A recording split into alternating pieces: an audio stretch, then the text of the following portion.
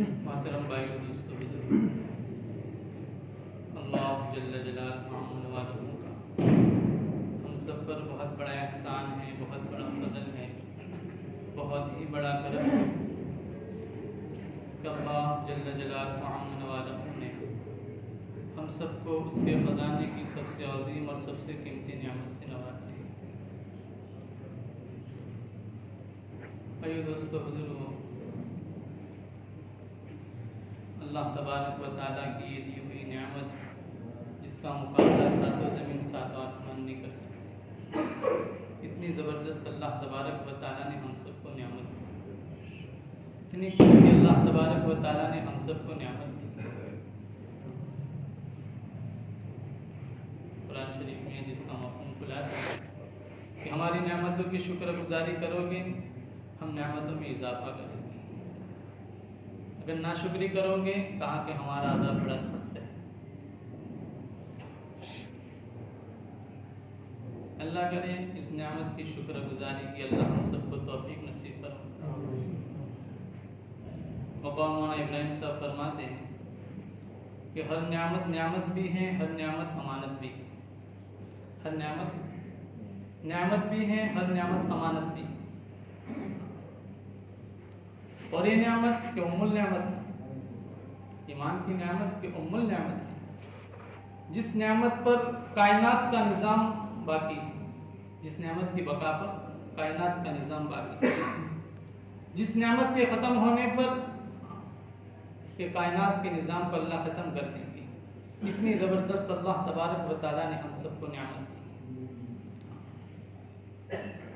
اور ظاہر بات ہے جو چیز جتنی زیادہ قیمتی ہوتی ہے اس پر خطرات، اس پر حالات، اس کو لوٹنے والے لٹیرے ہر وقت طاق میں رہتے ہیں، یہی فراق میں رہتے ہیں کہ کیسے اس کو لوٹ لیا جائے۔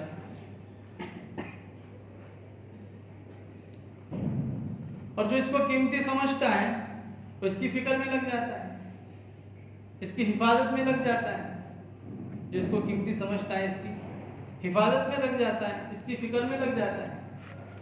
جیسے مثال کے طور پر سونا چاندی، جس کو میں نے آپ نے اس کو قیمتی سمجھا ہوا ہے، ہیرو کو ہم نے قیمتی سمجھا ہوا ہے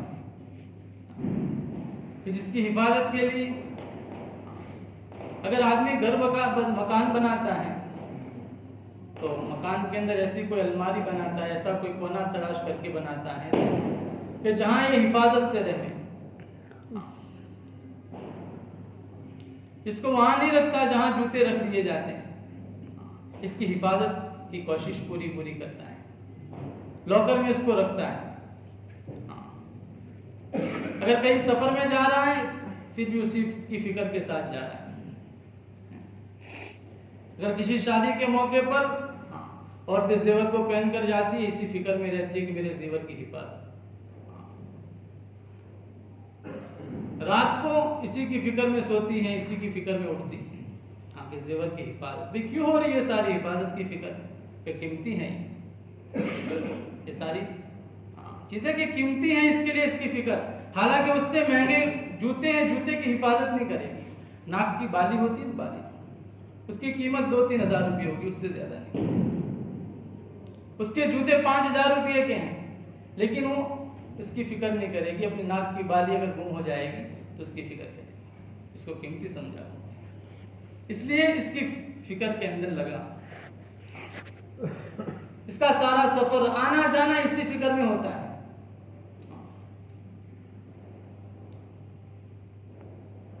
کتابوں کے اندر آتا ہے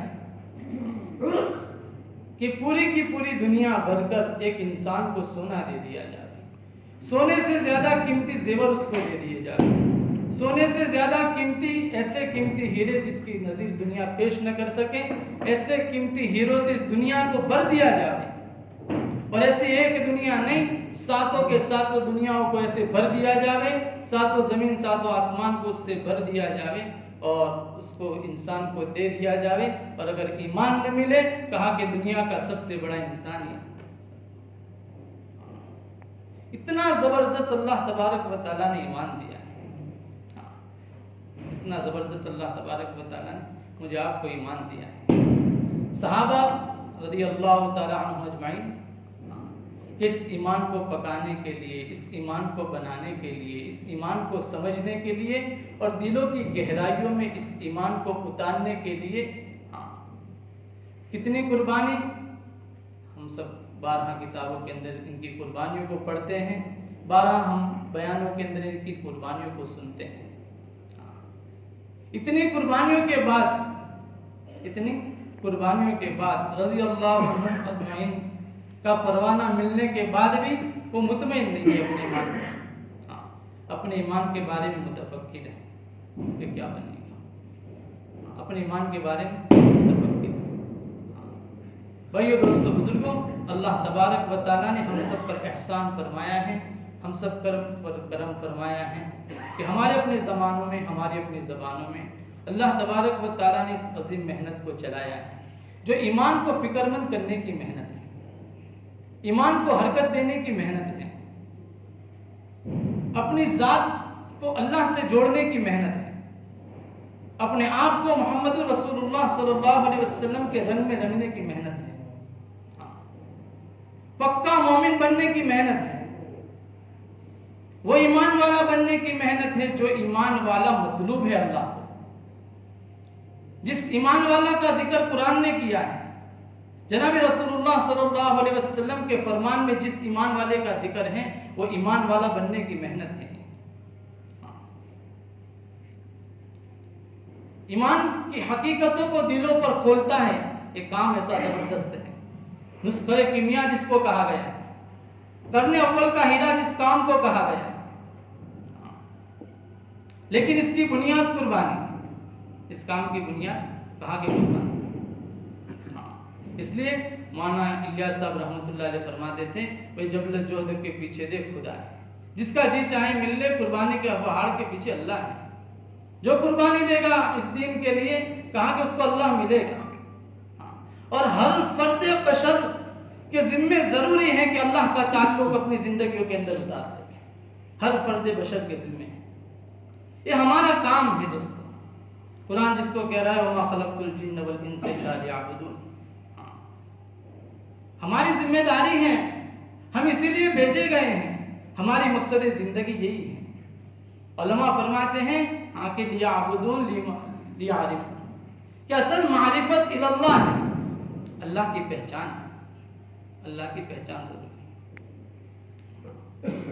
اور یہ اس امت کو اللہ تبارک و تعالیٰ نے جو ذمہ داری دے کر اس امت کا اعزاز و اکرام کیا ہے، اس امت کو اللہ تبارک و تعالیٰ نے قیامت تک کے لیے ایمانی لائن سے اس کو جو محفوظ رکھنے کا اللہ تبارک و تعالیٰ نے ایک نظام چلایا ہے، اور اس امت کو جو اللہ تبارک و تعالیٰ نے انعام دیا ہے وہ یہی انعام ہے کہ کار نبوت اس امت کے کندھوں پر اللہ نے ڈال دیا ہے، نبی والا کام اللہ نے اس امت کے کندھوں پر ڈالا ہے۔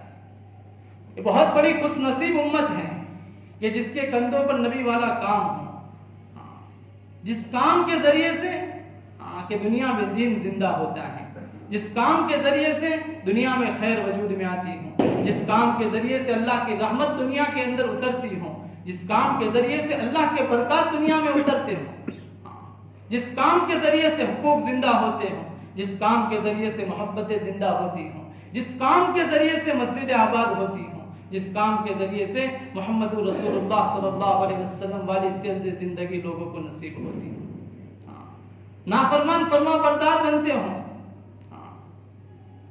لوگوں کو توبہ نصیب ہوتی ہوں، اتنا زبردست اللہ تبارک و تعالیٰ نے دوستو یہ کام دیا ہے۔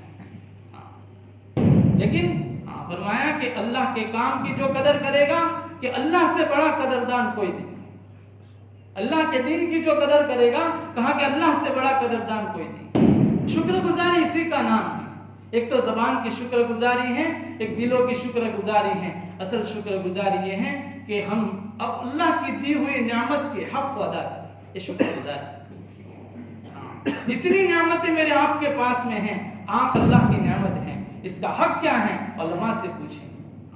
یہ کان اللہ کی نعمت ہے، اس کا کیا حق ہے؟ ہم شکر ادا کر دیتے ہیں، اللہ تیرا شکر ہے تو نے ہم کو کان دیے، سننے کی طاقت دے دی، اللہ تیرا شکر ہے کہ تو نے مجھے نابینا نہیں بنایا، آنکھیں دی ہے، دیکھنے کی طاقت دی ہے، تو نے مجھے دماغ دیا ہے، تیرا شکر ہے. یہ زبانی شکر تو ہم ادا کر لیتے ہیں، ہاں زبانی شکر ہم ادا کر لیتے ہیں، لیکن اصل شکر گزار یہ ہے کہ اس امانت کا حق ادا کیا جائے، اس نعمت کا حق ادا کیا جائے، اس نعمت کا حق ادا کیا جائے. جتنی میرے آپ کے پاس میں نعمتیں ہیں، ساری کی ساری نعمتیں بھائیو دوستو بزرگوں اس نعمت کے حق کو ادا کرنے کے راستے سے تعلق مع اللہ، اتباع محمد الرسول اللہ صلی اللہ علیہ وسلم مطلوب ہے.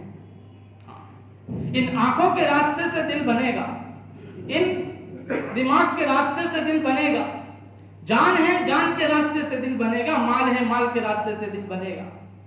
اصل اس کو بنانا مقصود ہے، اصل اس کو بنانا مقصود ہے. ہم بیرون کے لیے جب روانہ ہوئے تو آنند کے اندر ہماری مجلس ہوئی، اس میں سب سے پہلی جو بات کہی بھئی آپ لوگ بیرون جا رہے ہو، اندرون کو بنانے کے لیے جا رہے ہو. کس کے لیے جا رہے ہو؟ بیرون جا رہے ہو، اندرون کو بنانے کے لیے جا رہے ہو. اصل بننا اندر کا حصہ ہے. اگر یہ بن گیا سارا نظام قابو میں آ جائے گا. وقال مولانا احمد لاڈ صاحب نے ہمارے اپنے مہسانہ کے اجتماع میں ایک مرتبہ فرمایا تھا، بھئی اصل دل کا بننا ہے. میرا اپنا دل بنے گا، سمجھ لو کہ میں بن گیا. میرا اپنا دل بن گیا، سمجھ لو میں بن گیا. اور میرا بننا میرے اپنے گھر کا بننا ہے. میرا اپنا بننا میرے اپنے گھر کا بننا ہے. اور میرے اپنے گھر کا بننا کہاں کہ اپنے محلوں کا بننا ہے.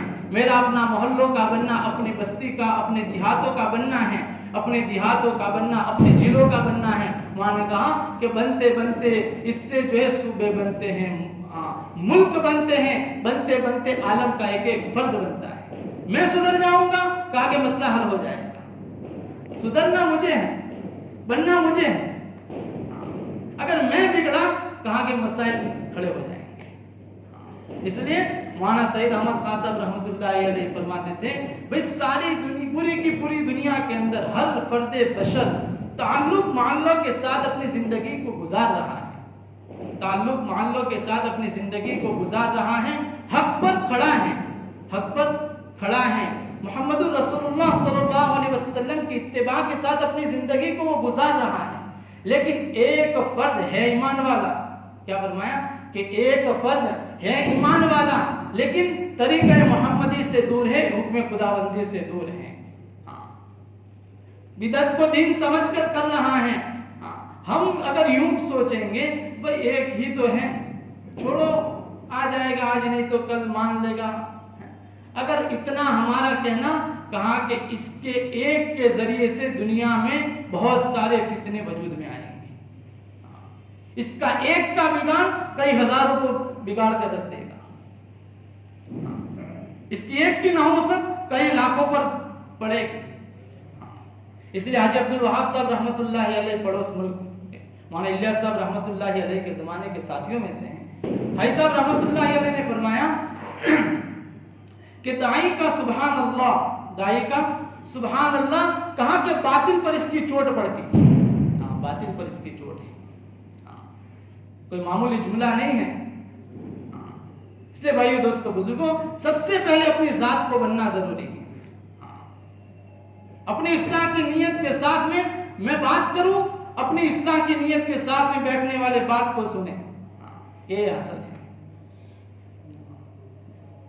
اس لیے بھائیو دوستو بزرگوں اللہ تبارک و تعالیٰ نے ایک نظام چلایا ہے جو ہمارے اپنے نفع کا نظام ہے، جو ہمارے اپنے سنورنے کا نظام ہے، جو ہمارے اپنے گھروں کے خاندانوں کے سنورنے کا نظام ہے.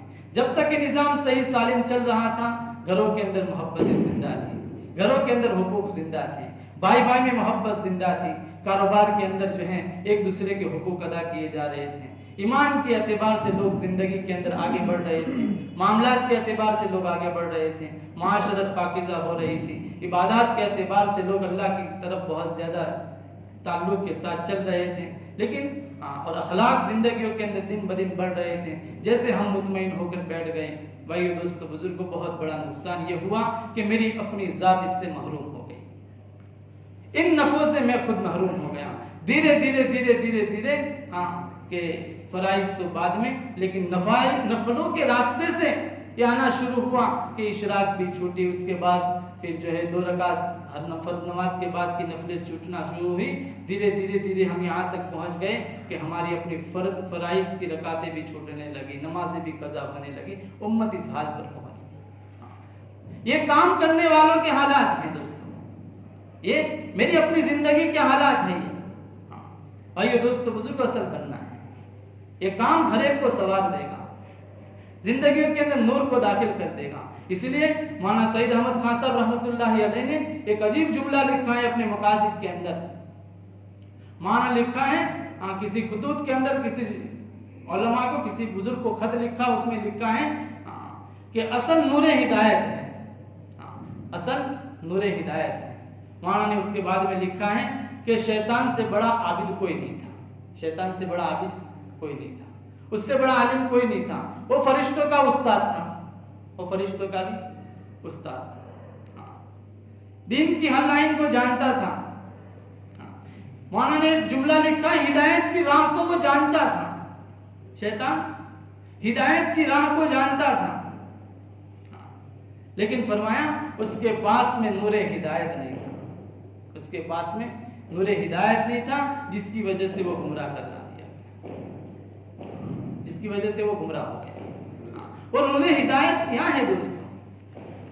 اور نور ہدایت صفات ہیں, صفات انبیاء ہیں, صفات صدیقین ہیں. ہم ہر فرض نماز کے بعد میں ان صفات کو اللہ کے سامنے مانگتے ہیں, لیکن استحضار زندگیوں کے اندر نہیں. اس لیے مولانا نے فرمایا کہ اپنی زندگی کے اعمال کے اندر اور ہر کرنے کے عمل کے اندر اگر 4 بنیادی باتیں آ گئی, کہا کہ وہ اعمال بنیں گے, وہ اعمال کی مقبولیت اللہ تبارک و تعالیٰ تمہیں نصیب کرے گا, اور مقبولیت کا نفع یہ ہوگا اس اعمال کے اثرات اللہ تبارک و تعالیٰ دنیا کے اندر ظاہر کرے گا. اگر وہ اعمال کے اندر یہ 4 باتیں نہ رہیں, مانا لکھا ہے ان اعمال کے اندر اگر یہ 4 باتیں نہ رہیں تو اعمال رہتے ہیں, نیکی مل جاتی ہیں, لیکن اعمال رسم بن جاتے ہیں. آج میری نماز کا حال یہی ہے, میرے ذکر کا حال یہی ہے, میری تسبیحات کا حال یہی ہے, میرے اپنے قرآن کا حال یہی ہے. اسی لیے مولانا نے فرمایا کہ سب سے پہلے ہر عمل کے پہلے عمل کی فکر ضروری ہے. 4 باتیں جو مولانا نے لکھی اس میں ایک سب سے پہلی بنیادی بات لکھی ہے کہ فکر, پھر کہ اس عمل کا استحضار, دوسرا لکھا ہے اس عمل کا استحضار. تیسری بات لکھی ہے کہ احتساب ہونا ضروری ہے, اس کا حساب بھی ہونا ضروری ہے. فکر ضروری ہے, استحضار ضروری ہے, احتساب ضروری ہے, اور چوتھی بات لکھی ہے عمل کی عظمت ضروری ہے. عمل کی عظمت ضروری ہے کہ اس سے مقبولیت اللہ تبارک و تعالیٰ دے گا, اور اس کی مقبولیت کا نفع یہ ہوگا کہ اللہ تبارک و تعالیٰ اس کے اثرات کو دنیا میں ظاہر کرے گا, اس کے اثرات کو دنیا میں ظاہر کرے گا. اس لیے مولانا الیاس صاحب رحمۃ اللہ علیہ کی ایک امتیازی صفت یہ تھی, مولانا کے اس میں لکھا ہے ملفوظات کے اندر کہ مولانا کی امتیازی صفت اور ان کی زندگی کی روح رواج جو تھی ایمان و احتساب, ایمان و احتساب. فرمایا کہ اللہ کو اللہ سمجھتے ہوئے, اللہ کو اللہ سمجھتے ہوئے, ہر عمل کے کرنے کے لیے کہہ رہے مانا کہ اللہ کو اللہ سمجھتے ہوئے, اس کے حکم کو اسی کا حکم سمجھتے ہوئے, اس کے موعود اجر و انعام کے شوق و تمام کام کیا جائے, اس کے وعدوں پر یقین و وثوق کے ساتھ کام کیا جائے. پھر فرمایا کہ یہ عمل کی روح ہے, روح, یہ عمل کی روح ہے, روح. اس سے عمل فرش سے عرش تک پہنچتا ہے. اس کے بغیر بڑے سے بڑا عمل, مولانا کا ملفوظ آپ کو سنا رہا ہوں, اس کے بغیر بڑے سے بڑا عمل پرواز کی طاقت نہیں رکھتا ہے. اس لیے بھائیو دوستو بزرگوں, اللہ تبارک و تعالیٰ نے انعامات ہم سب کو نصیب کیے ہیں. اور بھائیو دوستو بزرگوں, اللہ تبارک و تعالیٰ نے اسی انعام کو خصوصاً گجرات والوں کو, ان علاقے والوں کو اللہ نے دیے. اب اس کا نفع خود اپنی زندگی میں بھی ظاہر ہو, اور ذمہ داری تو پوری امت کی ہمارے کندھوں پر ہے, تو پوری امت میں اس کو زندہ کرنا ہے, ان خوبیوں کو زندہ کرنا ہے. اصل مخصوص صفات ہے نور ہدایت کے لیے, اصل مقصود نور ہدایت کے لیے صفات ہے. تو 4 باتیں اپنی زندگی میں زندہ کرنی ہیں کہ ہر عمل کے لیے کہ فکر، استحضار، احتساب اور عظمت. ہم روزانہ صفات کے لیے اور صراط مستقیم کے لیے 5 وقت کی نمازوں کو ہم پڑھتے ہیں. اس کے اندر سورہ فاتحہ کتنی مرتبہ پڑھتے ہیں ہم سب حساب لگا لیں گے. ہر نفل کے اندر سورہ فاتحہ کتنی مرتبہ پڑھتے ہیں حساب لگا لیں گے. کیا ہے؟ اهدنا الصراط المستقیم صراط الذین انعمت علیہم غیر المغضوب علیہم ولا الضالین. بچنے کو بھی کہا ہے. اس سے ہم اللہ ہماری حفاظت کرتے جس پر تو نے غضب کیا ہے. انعام کی بات کی، پھر اخیر میں کہا کہ ہماری اس سے اللہ تو حفاظت بھی کر لے. اس استحضار کے ساتھ، اس لیے ہمارے بڑے فرماتے ہیں کم از کم سورہ فاتحہ کا معنی یاد کر کے اس استحضار کے ساتھ نماز پڑھی جائے تاکہ وہ نماز ہماری زندگی کے اندر دعاؤں کے راستے سے اترے، اس کے انعام سے اللہ ہمیں نوازے. اس لیے بھائیو دوستو بزرگوں، کام اللہ کا ہے، کام اللہ کا ہے. وہ جس سے چاہتا ہے کام لے لیتا ہے. لیکن خوش نصیبی میری یہ ہے کہ میری اپنی زندگی کے بننے کے ساتھ ساتھ امت کے ایک فرد کی زندگی بن جاوے، سور جاوے اور ان کو اللہ کا تعلق مل جاوے. محمد رسول اللہ صلی اللہ علیہ وسلم کی اتباع پر پوری امت کھڑی ہو جاوے. اس میں میرا استعمال ہو جاوے، میں لگ جاؤں، میں سبب بن جاؤں. یہ میری سب سے بڑی خوش نصیبی ہے. آپ لوگوں کی دعاؤں کی برکت سے ماشاءاللہ مہسانہ کی جماعت، اس حلقے کی جماعت جو ہے ویسٹ افریقہ کا رخ تھا ہمارا. سینیگال ملک دیا گیا تھا. 5 تاریخ کو ماشاءاللہ ہماری جماعت روانہ ہوئی تھی. 5 ستمبر کو سب سے پہلے 3 دن ہم کو آنند کے اندر 3 دن وہاں قیام، ہر جماعتوں کو جانے والی جماعتوں کا 3 دن وہاں قیام رہتا ہے. 3 دن وہاں قیام رہا. اس کے بعد میں پھر وہاں مجلس وغیرہ، مفتی صاحب وغیرہ کی مجلس ہوتی رہی. اس میں مفتی صاحب نے ایک عجیب بات بتائی تھی جو آپ حضرات کو بتا دوں. مسجد وار جماعت کے اعتبار سے اور کام کتنا ضروری ہے. کہا کہ ہمارے استاد حضرت مفتی مولانا عبداللہ کاپودروی، آپ حضرات نے نام سنا ہوگا. شیخ یونس جونپوری رحمۃ اللہ علیہ کا نام سنا ہوگا. شیخ یونس صاحب رحمۃ اللہ علیہ فرماتے تھے میرا پورا کا پورا علم 2 عبداللہ نے لے لیا. میرا پورا کا پورا علم 2 عبداللہ، ایک عبداللہ ہاسوٹی اور ایک عبداللہ کاپودروی رحمۃ اللہ علیہ. تو حضرت مولانا عبداللہ کاپودروی رحمۃ اللہ علیہ اور مفتی صاحب کے استاد تھے. انہوں نے فرمایا کہ ہمارے استاد یہ فرماتے تھے کہ یہ دعوت و تبلیغ کی محنت میں مسجد وار جماعت جو بنیادی اعمال میں سے ایک عمل ہے. کہاں کہ جب یہ ٹھیک ہو جائے گی، صحیح اصولوں پر آ جائے گی، یہ ٹھیک ہو جائے گی اور صحیح اصولوں پر آ جائے گی کہ یہ بات تو ایک شک کی بات ہو جائے گی کہ کوئی مسئلہ کسی مسلمان کا کورٹ تک بھی پہنچے، کوئی مسئلہ کسی مسلمان کا کورٹ تک بھی پہنچے کہ سارے مسائل مسجد وار جماعت کے راستے سے حل ہو جائیں گے. لیکن مسجد وار جماعت کئی محنت کے راستے سے وہی بنانا مقصود ہے. الحمدللہ 3 دن وہاں قیام رہا. 3 دن کے اندر محنت ہوئی. 7 اصولی 4 مہینے کی وہاں جمع ہوئی. محنت کے بعد ہم ان سے رابطے میں رہے. 14 ساتھیوں کی جماعت حیدرآباد کے لیے ان کی روانہ ہوئی. اس میں 7 ساتھی بھی الحمدللہ 4 مہینے کے لیے روانہ ہوئے. اس کے بعد میں پھر 7 تاریخ کو رات کو ہم لوگ بمبئی کے لیے روانہ ہوئے.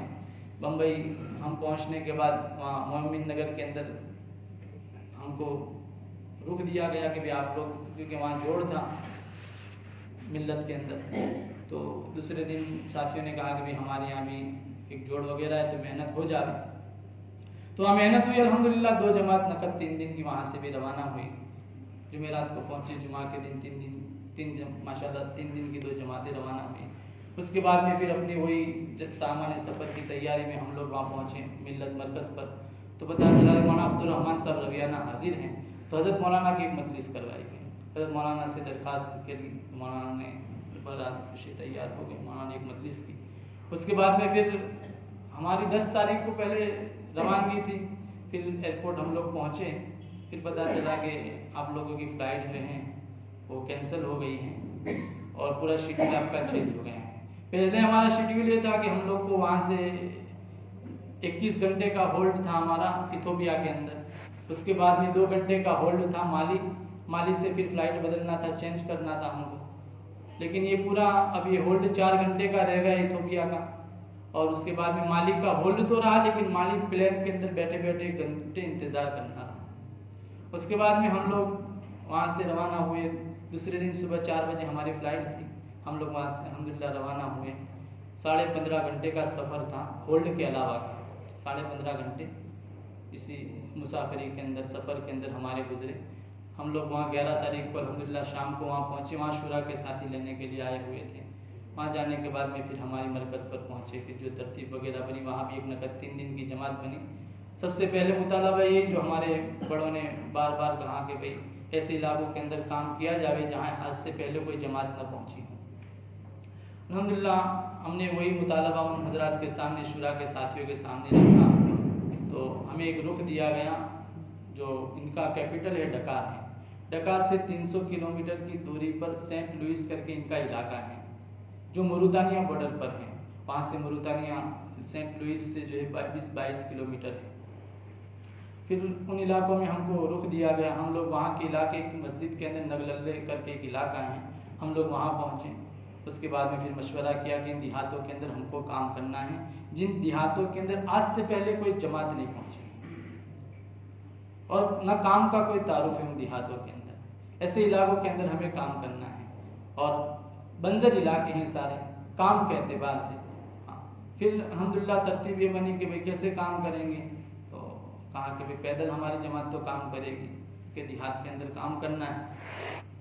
अल्हम्दुलिल्लाह हमने वहाँ से उन देहातों के सेंटर से हमने काम शुरू किया।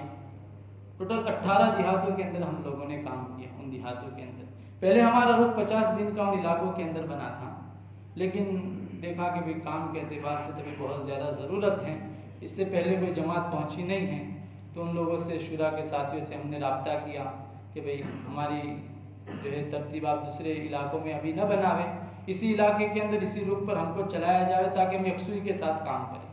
क्योंकि यहाँ काम आधा रह जाएगा, फिर हम दूसरे इलाके में चले जाएंगे, वहाँ भी अधूरा काम रह जाएगा, तो कोई नतीजा नहीं निकलेगा। इन साथियों के सामने कारगुजारी पहुँचती रहती थी, शुरा के साथियों के सामने, क्योंकि हमारे साथ में 2 ट्रांसलेटर थे, एक इंग्लिश जानता था, एक अरबी और कुछ उर्दू भी जानता था। तो वो हमारे साथ में था, जिसकी वजह से अल्हम्दुलिल्लाह अच्छा खासा काम होता रहा। 18 देहातों के अंदर माशाल्लाह पैदल हमारी जमात चली। और वो इलाके जो है वो रेगिस्तान की तरह इलाके हैं, ऐसे रोड नहीं है, रेगिस्तान की तरह रेतीले इलाके हैं सारे, क्योंकि मुल्क नदी पर है, पूरा मुल्क समंदरी इलाका है पूरा, तो रेगिस्तान के इलाके हैं। अच्छा, यहाँ हर मस्जिद के अंदर पहुँचते थे तो उससे पहले इजाज़त लेनी पड़ती है, वहाँ के सरपंच की भी और इमाम साहब की भी इजाज़त। बस्ती के लोगों से मिलना है तो सरपंच की इजाज़त ज़रूरी है, और मस्जिद के अंदर क़याम करना है तो इमाम साहब की इजाज़त ज़रूरी है। माशाल्लाह उनकी इजाज़त भी वो मिलती रही उन लोगों के सामने। जब काम का तारुफ होता रहा, काम बिल्कुल नहीं, काम का तारुफ बिल्कुल नहीं। इन देहातों में अक्सर देहात ऐसे जो दावत और तबलीग का नाम उन्होंने पहली मरतबा सुना है।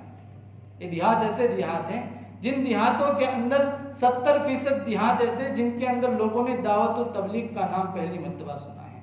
वो लोग तो कहते हैं हमारा पूरा गाँव मुसलमान है। 95% लोग मुसलमान हैं मुल्क के अंदर।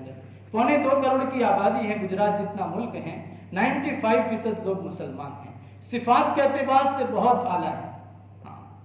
अल्लाह ने सिफात तो सारे वहीं उतारे, अफ्रीका मुल्कों के अंदर उतारे। बहुत ज़्यादा सिफात हैं उनकी, सब्र उनमें बहुत ज़्यादा है, कनाअत बहुत ज़्यादा है, सादगी देखनी है तो उनकी ज़िंदगियों के अंदर देख लेंगे, सादगी बहुत ज़्यादा है।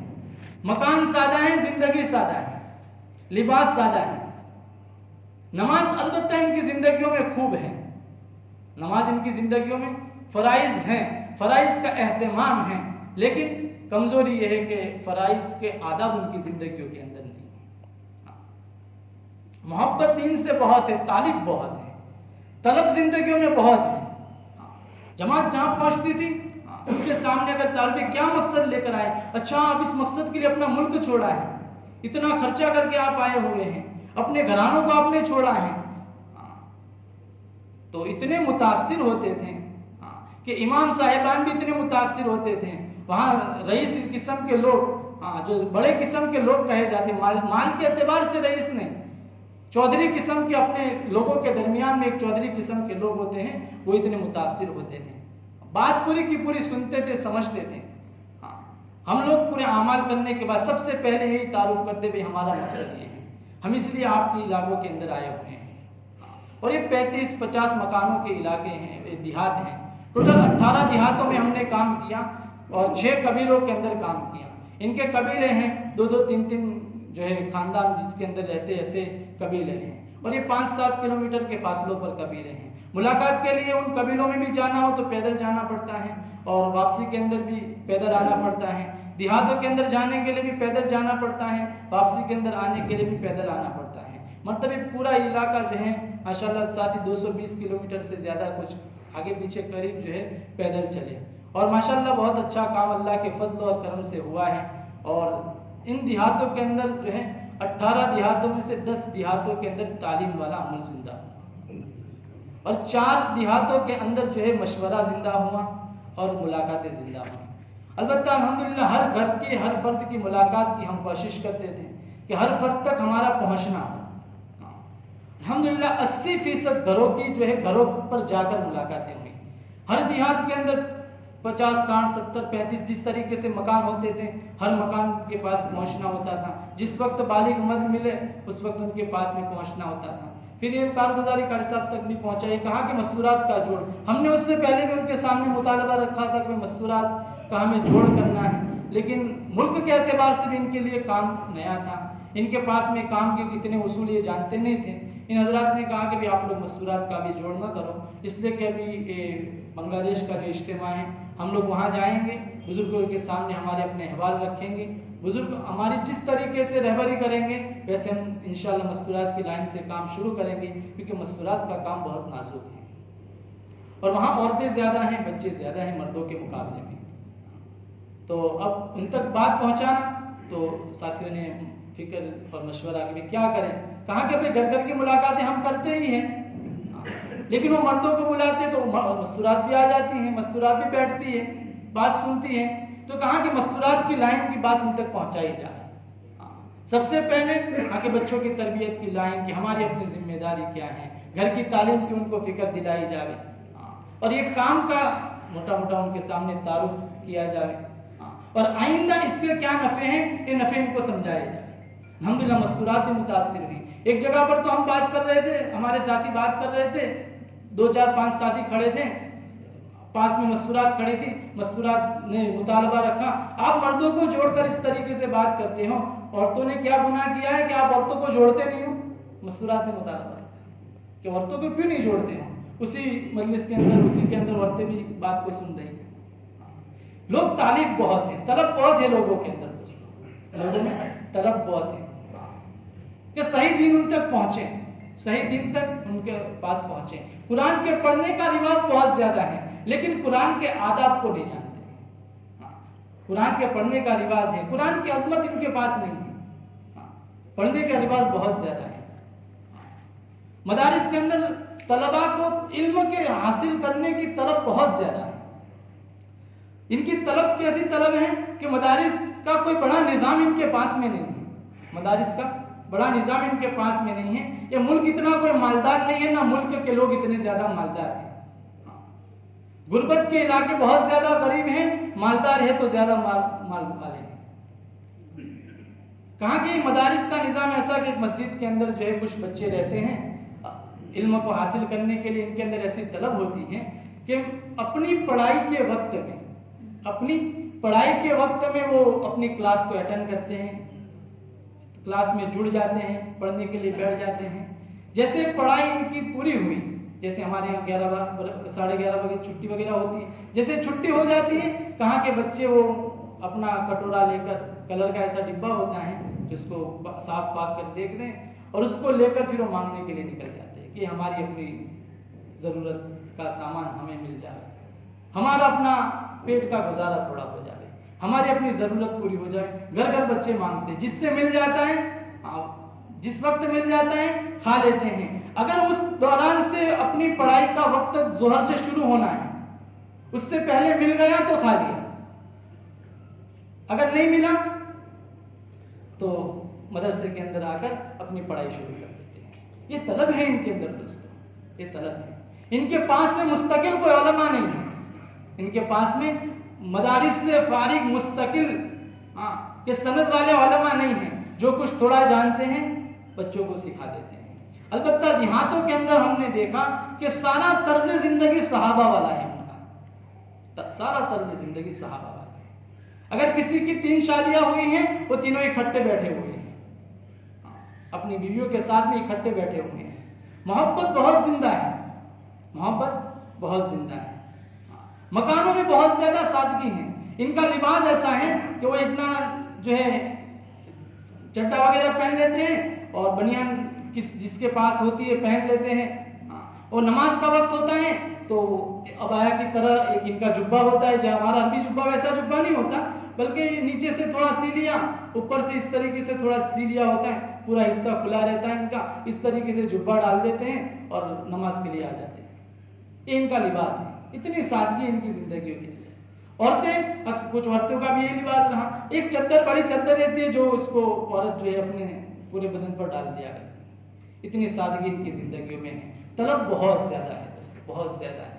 ہاں، باطل کی محنت بھی بہت زیادہ ہے، باطل کی محنت بھی بہت زیادہ ہے، کیونکہ یہ ملک 1960 کے اندر جو ہے فرانس سے آزاد ہوا ہے، تو ابھی بھی کلچر ان کا فرینچ کلچر ہے، ان کی زبان فرینچ زبان جو ہے ان کی مادر زبان ہے، ورنہ ان کی جو ہے لوکل زبان اولف زبان ہے، ان کی یہ اولف زبان کو بولتے ہیں۔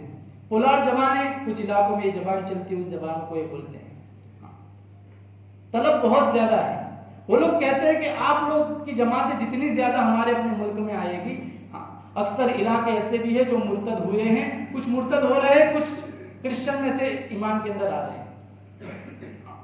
ہمارا خود جو ٹرانسلیٹر تھا وہ خود کرسچن میں سے ایمان والا بنا تھا، مسلمان بنا تھا، لیکن جو بنتے ہیں کیسے بنتے ہیں؟ ایک علاقے کے اندر ایک ٹاپو پر ہمارا جانا ہو رہا تھا، تو اس وقت ان کا یہ فیسٹیول وغیرہ تھا، یہ جو 25 دسمبر میں جو ہوتا ہے، تو ان کا فیسٹیول وغیرہ جو تھا، تو کہا کہ بھئی کس وجہ سے ہوتا ہے، اس سے پوچھا گیا، تو اس نے اپنے فیسٹیول کو ایسا بلایا، اپنے مذہب کو چھوڑا تو ایسا چھوڑا، وہ کہتا ہے کہ میں واللہ میں نہیں جانتا ہوں کہ اس کی کیا حقیقت ہے، کیا تاریخ ہے۔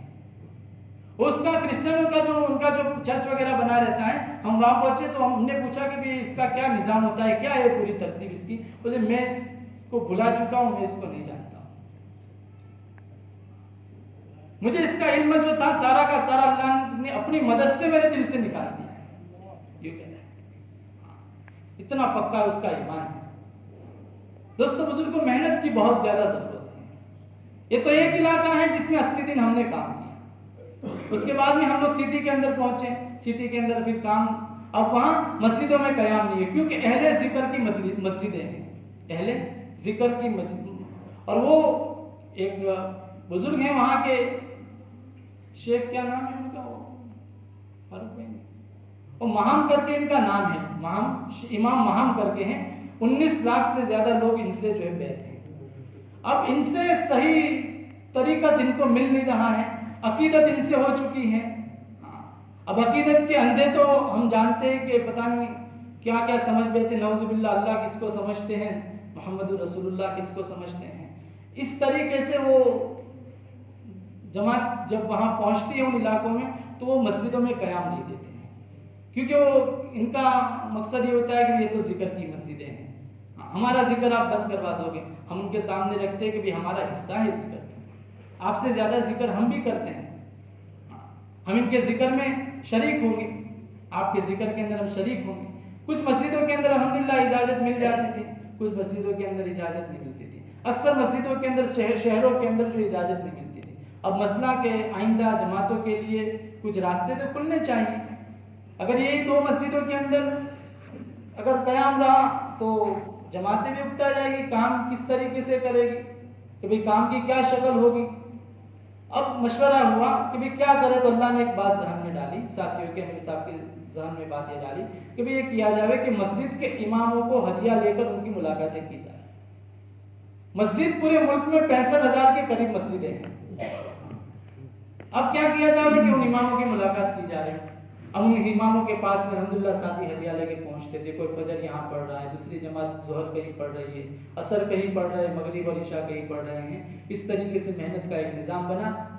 الحمدللہ اس کا نفع یہ ہوا کہ امام جو ہے متاثر ہوئے، ایک مسجد 2 مسجدوں میں نیا قیام دے دیا گیا اور وہ لوگ اتنی تمنا کے ساتھ میں کہ آپ جلدی ہماری مسجد میں آ جائیں. ذکر ان کی مسجدوں میں ہو رہا ہے لیکن تمنا ہے کہ ہماری مسجد میں آپ جلدی آ جاؤ. البتہ مغرب کے بعد ذکر ہوتا ہے تو آپ مجلس نہ کریں. 2 قیام اس طریقے سے ہوئے. دوسری مسجدوں کے اندر اتنے متاثر ہوئے امام حضرات، جب ان کے سامنے مقصد رکھا گیا کام کا، اتنے متاثر ہوئے، انہوں نے کہا کہ آپ لوگ فجر کے بعد میں اعلان کر کے بات کریں، مجمع کے سامنے اس کا تعارف کریں. کوئی کہہ رہا ہے مغرب کے بعد میں تعارف کریں، کوئی کہہ رہا ہے کہ عشاء کے بعد میں آپ حضرات آئیں اور لوگوں کے سامنے اس کا تعارف کریں. بعض جگہوں پر ایسا بھی ہوا کہ وہ لوگ ہم سے ناراض بھی ہوئے کہ بھائی آپ لوگ کیوں آئے ہو، آپ کیا مقصد ہے آپ کا، ایک مرتبہ ملاقات کی، آپ لوگ دوبارہ کیوں آئے ہو. ہم اصل امام سے ملنے کے لیے مسجد میں پہنچے، اصل امام جو نائب امام تھے، اصل امام تھے نہیں، تو ان سے ملنے کے لیے پہنچے. تو جو ٹرسٹی وغیرہ تھے وہ آپس میں گفتگو کر رہے کیا ہیں یہ لوگ، کیوں آ رہے ہیں، ان کو ایک مرتبہ منع کر دیا ہے، یہ بار بار کیوں آ رہے ہیں. آدھا پونا گھنٹہ بس بحث چلتی رہی کہ بھئی یہ کیا مسئلہ ہے، یہ وہ ہے. پھر کہا دیکھو بھئی ہم لوگ بیان کرنے کے لیے نہیں آئے، ہم لوگ اعلان کرنے کے لیے نہیں آئے، ہم تو امام صاحبان کی زیارت کے لیے اور یہ کام کو لے کر آئے تو آپ کی دعائیں لینے کے لیے آئے ہیں. ہمارا مقصد تو یہ ہے کہ آپ کی دعائیں ہمارے ساتھ میں ہو جائے تو تھوڑا کام ہم سے ہو جائے، اللہ تھوڑا کام لے لے. اچھا آپ کا کیا مقصد ہے؟ پھر ان کے سامنے مقصد رکھا گیا. وہ اتنے زیادہ متاثر ہوئے، اسی مسجد کے اندر میں خود گیا تھا، اس مسجد کے اندر اتنے زیادہ متاثر ہوئے کہ کہا کہ آپ لوگ عشاء کے اندر آؤ اور آپ لوگ یہاں آ کر بات کرو. جب عشاء کے اندر ہم پہنچے تو اعلان ساتھی کا طے تھا کہ اعلان کریں گے، تو انہوں نے ساتھی کو بٹھایا کہ آپ نہیں اعلان کریں گے، میں اعلان کروں گا. امام صاحب کہہ رہے ہیں، امام صاحب نے کھڑے ہو کر اعلان کیا اس مقصد کے لیے لوگ آئے ہوئے ہیں، ان کا مقصد ہے. اس کے بعد سارا مجمع بیٹھا ان کے سامنے. تو طلب بہت ہے ان کی زندگیوں میں، طلب بہت ہے. اور سلام کا پورے ملک میں عام رواج ہے، سلام کا عام رواج ہے. چھوٹے بچے سے لے کر بچہ سلام کرتا ہے. اور اس سلام کا نفع ہم نے یہ دیکھا کہ ملک میں امن ہے، ملک میں سلامتی ہے. یہ سلام کا رواج دیکھا تو اسی دوران حضرت کے خطوط پڑھ رہا تھا، حضرت مولانا سید احمد خان صاحب رحمۃ اللہ علیہ کے. تو پڑھتے پڑھتے دوران خطوط حضرت نے ایک خطوط میں سلام کے بارے میں لکھا ہے. آج ہم سلام کرنا ہی نہیں جانتے ہیں، ہم چھوٹے بچے کی طرح السلام علیکم السلام علیکم السلام علیکم، یہی ہمارا سلام رہ گیا ہے. جواب میں وعلیکم السلام وعلیکم السلام، یہ ہمارا وعلیکم السلام رہ گیا ہے. اس سے کیا ہو رہا ہے؟ نہ سلام کا نفع میں اٹھا سکتا ہوں، نہ سلام کا نفع جو امت اٹھا رہی ہے. یہ ہمارا سلام رہ گیا ہے. حضرت نے لکھا ہے کہ سلام کتنی بڑی دعا ہے جس سے امت میں سلامتی زندہ ہوتی ہے. ان سلام کے راستے سے امت کے اندر امن زندہ ہوتا ہے. السلام علیکم، اللہ کی رحمتیں زندہ ہوتی ہے، اللہ کی سلامتی زندہ ہوتی ہے. یہ سلام ہے، یہ تو بہت بڑی دعا ہے. پھر حضرت نے لکھا ہے کہ ابو درداء رضی اللہ تعالیٰ عنہ دمشق میں رہتے تھے اور حضرت سلمان فارسی رضی اللہ تعالیٰ عنہ مدین میں رہتے تھے. تو 2 آدمی جو ہے دمشق سے مدین جا رہے تھے. تو حضرت ابو درداء رضی اللہ تعالیٰ عنہ کے پاس جلیل القدر صحابی ہیں، پاس میں آئے اور کہا کہ حضرت ہم لوگ مدین جا رہے ہیں، آپ کا کچھ کام وغیرہ ہو تو ہم کر لیں گے، آپ کی کچھ خدمت کر لیں گے. تو حضرت نے فرمایا کہ ہمارے بھائی سلمان جو ہے مدین میں رہتے ہیں، ہمارے بھائی سلمان فارسی رضی اللہ تعالیٰ عنہ مدین میں رہتے تھے. کہا کہ ان کو ہمارا سلام عرض کر دینا. کہا ٹھیک ہے حضرت. وہ ساتھی دمشق سے مدین پہنچے اور آنے کے بعد میں پھر حضرت سلمان رضی اللہ تعالیٰ عنہ کی ملاقات کی. حضرت سلمان فارسی رضی اللہ تعالیٰ عنہ نے ان سے پوچھا بھی آپ کہاں سے آئے ہو؟ کہا کہ دمشق سے آئے ہیں. اچھا ہمارے بھائی ابو درداء کو جانتے ہو؟ کہا کہ ہاں انہی کے پاس سے آ رہے ہیں. کیا فرمایا؟ کیا عرض کر رہے ہیں؟ انہی کے پاس سے آ رہے ہیں. کہ اچھا لاؤ میرا ہدیہ. کیا کہہ رہے ہیں؟ لاؤ میرا ہدیہ. 2 ساتھی تعجب میں پڑ گئے کہ حضرت ہدیہ؟ کیا ہدیہ؟ اگر آپ کہیں ہم آپ کی خدمت کر لیں، آپ کی کچھ ضرورت ہو تو ہم اس میں سبب بن جائے. وہ فکر میں پڑ گئے. کہا کہ البتہ حضرت نے ایک بات نکلتے نکلتے یوں کہی تھی کہ ہمارے بھائی سلمان کو ہمارا سلام پہنچا دینا، ہمارے بھائی سلمان کو ہمارا سلام پہنچا دینا. کہا کہ یہی میرا ہدیہ ہے. کیا فرمایا؟ یہ حضرت نے مجھے تحفہ بھیجا ہے، یہ حضرت نے مجھے ہدیہ بھیجا ہے. اس لیے بھائیو دوستو بزرگوں ہم جو ہے اس سے یہی چاہا جاتا ہے کہ بھائیو دوستو بزرگوں سنتوں کا جو ہے ایک رواجی سنتیں ہماری اپنی زندگیوں میں ہیں، اس کو جو ہے حقیقت سے بدلنا ہے، اس کو حقیقت سے بدلنا ہے۔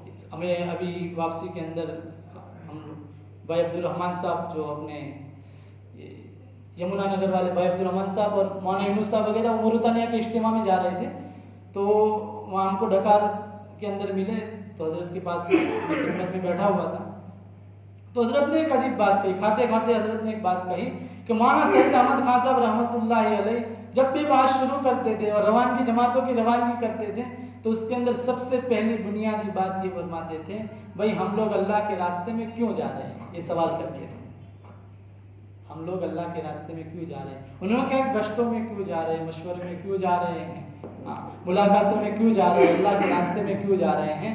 پھر فرماتے تھے، خود حضرت سوال کرتے تھے اور مجمع جواب نہیں دیتا تھا، حضرت خود اس کا جواب دیتے تھے، بھئی ہم سب اللہ کے راستے میں جا رہے ہیں، عادات کو عبادت بنانے کے لیے اللہ کے راستے میں جا رہے ہیں۔ اپنے مقام پر عادتیں ہی عادتیں تھیں، لیکن اللہ کے راستے کے اندر سنتوں کا لباس پہنیں گے، حکم خداوندی کا لباس پہنیں گے، کہاں کہ وہ عبادت اور عبادت کا نور مل جائے گا، کہ اس کے لیے ہم اللہ کے راستے کے اندر جا رہے ہیں۔ اس سے دوستو بزرگوں اللہ کے فضل سے، اللہ کے کرم سے بہت اچھا اللہ نے کام لیا ہے، آپ لوگوں کی دعاؤں کی برکت سے جتنا ہوا اللہ ہی کے فضل سے ہوا، اللہ ہی کے کرم سے ہوا ہے۔ جتنی کچھ کمی کوتاہیاں ہوئی ہیں یہ ہماری اپنی غفلت کا نتیجہ تھا کہ جس کی وجہ سے کمی رہ گئی ہے، لیکن کام پورا نہیں ہوا ہے دوستو، کام پورا نہیں ہوا ہے، لیکن وہ ایک وقت طے ہوتا ہے۔ 128 دن ہمارے وہاں اس ملک کے اندر اور یہاں سے پورے 128-29 دن ہمارے لگے، لیکن اب کیا ہے کہ واپسی تو ضروری ہوتی ہے، ایک نظام بنا ہوا ہے 4 مہینے کا کہ 4 مہینے کے بعد واپسی ہے، لیکن کام پورا نہیں ہوا ہے کہ آگے کی کیا ترتیب ہے، کہ آگے کے لیے ہمارے جن ساتھیوں کے 2 مرتبہ 4 مہینے لگے ہوئے ہیں، جن ساتھیوں کے قوائف ہیں وہ ساتھی نیت کریں، کیونکہ ہمارے ذمہ دوستو بزرگوں ہماری اپنی ذات سب سے اول ہے، ہمارے اہل و عیال دوسرے نمبر پر ہیں اور امت تیسرے نمبر ہیں، لیکن فکر اپنی ذات کے ساتھ ساتھ میں پوری امت کی ہے۔ اپنی دعاؤں میں یوں کہا کہ انفرادی دعاؤں کے اندر بھی اپنی ذات کو نہ مانگے بلکہ اپنی ذات کے ساتھ ساتھ میں امت کو مانگے اپنی دعاؤں کے اندر۔ اس لیے دوستو بزرگوں اس کی ہمیں فکر کی ضرورت ہے۔ ماشاءاللہ تھوڑی محنت ہوئی، اپنے علاقے سے 60 کے قریب جماعتیں 4 مہینے کی اجتماع سے روانہ ہوئی، اجتماع کامیاب رہا ماشاءاللہ۔ محنت ہوتی ہے، قیام کے ساتھ ہوتی ہے، فکروں کے ساتھ محنت ہوتی ہے، ایک ترتیب کے ساتھ، ایک اصولوں کے ساتھ جب محنت ہوتی ہے تو وہ نفع ظاہر ہوتا ہے دوستو بزرگوں محنت کا، کیونکہ محنت کا اثر اور محنت کے اثر کو ظاہر کرنے والا اللہ وہی ہے، اس کے برکات کو اتارنے والا اللہ وہی ہے، قربانیوں کو لینے اور قبول کرنے والا اللہ وہی ہے جس نے 650 سال کا قاتل خالص 23 سال کی قلیل مدت کے اندر توڑا تھا۔ دوستو بزرگوں اگر محنت ہم کرتے رہیں گے انشاءاللہ اس کا نفع یہ ہوگا کہ ہماری اپنی نسلیں سنور جائے گی، ہماری زندگیاں سنور جائے گی، اور بھائیو دوستو بزرگوں منہ دکھانے کے قابل تو ہم رہیں گے، حوض کوثر پر منہ دکھانا ہے اس کے قابل تو ہم رہیں گے۔ اس لیے اکثر ساتھیوں کے ہم ملکوں میں تو جا نہیں سکتے، ہم کیا کریں، ہمارے پاس میں بہت سارے راستے ہیں، مقامی اعمال کے کرتے کرتے یہاں سے جانے والے ساتھی تیار کریں، دعاؤں کے راستے سے پورے عالم کے اندر اس کا تحفہ پہنچائے، گھروں کے اندر مستورات کو اس کا معاون بنائے، مستورات کے ذریعے سے قرب و جوار کے اندر 3 دن ہیں، 2-3 مرتبہ 3 دن ہیں، 10 دن ہیں، چلے ہیں، اس طریقے سے جو تو ہماری ترتیب و ہمارا نظام بنا ہوا ہے اس طریقے سے وقتاً فوقتاً قربانی کے ساتھ جب وقت لگتا رہے گا اس میں ہماری بھی حفاظت ہوتی رہے گی دوستو، اور پوری کی پوری امت اس سے محفوظ رہے گی۔ یہ حفاظت کا اللہ تبارک و تعالیٰ نے ایک کیمیا دیا ہے، ایک کام دیا ہے، اسے سارے ساتھی نیت کریں انشاءاللہ، جن کے 4 مہینے نہیں لگے وہ ساتھی تو نیت کریں کہ انشاءاللہ جلد سے جلد 4 مہینے لگائیں گے،